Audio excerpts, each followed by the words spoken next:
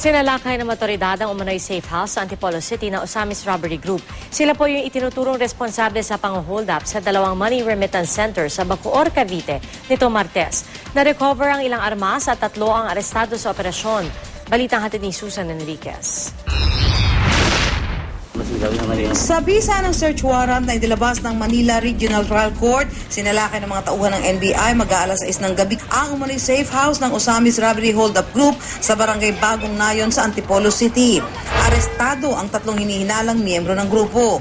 Ayon sa mga operatiba, ang grupong ito raw ang nasa likod sa pang-hold up sa dalawang remittance center sa Bacoor, Cavite. Responsable din naman ang grupong ito sa pang-hold up sa Alabang Town Center at Robinsons Metro East.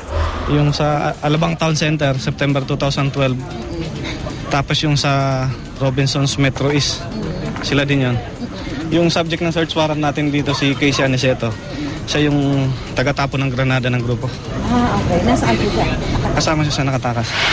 Nakakuha rin sa mga suspect ng isang shotgun, isang kalibre 38 baril at isang granada. Pero nakatakas ang 5 iba pang miyembro umano ng grupo.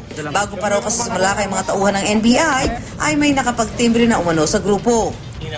May NBI dito sa taas. Timbre ka dyan. Itinanggi ng 3 inaresto na magkakakilala sila. Dinala sila sa tanggapan ng NBI. Susan Enriquez, GMA News.